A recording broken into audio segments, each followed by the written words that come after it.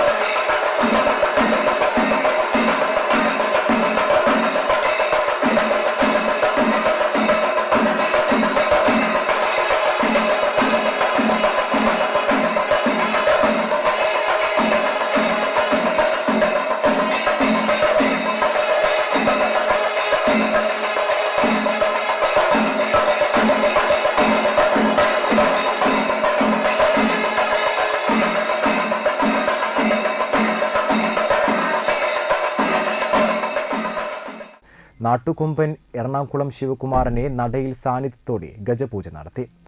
സൂര്യകാലടി മന പരമേശ്വരൻ ഭട്ടതിരിപ്പാടിന്റെ മുഖ്യ കാർമ്മികത്വത്തിലായിരുന്നു ചടങ്ങുകൾ. ചടങ്ങിൽ ഗജരാജൻ എറണാകുളം ശിവകുമാരനെ മഠാധിപതി ഡോക്ടർ വിഷ്ണുഭാരതീയ സ്വാമി കാനാടിക്കാവ് ഗജവീരരത്നം പട്ടം നൽകി ആദരിച്ചു. 10 മണി മുതൽ ആനയൂട്ട് ആരംഭിച്ചു. ഗജവീരൻ എറണാകുളം ശിവകുമാറിന് മഠാധിപതി ഡോക്ടർ വിഷ്ണുഭാരതീയ സ്വാമി ആദ്യ ഉരുളം നൽകിക്കൊണ്ട് ആനയൂട്ട് ആരംഭിച്ചു. ഔഷധക്കൂട്ടടങ്ങിയ ദ്രവ്യങ്ങളും ചോറും കരിമ്പ് പൈനാപ്പിളും മറ്റു പഴവർഗ്ഗങ്ങളുമായിരുന്നു ആനയൂട്ടിന്റെ ദ്രവ്യങ്ങൾ.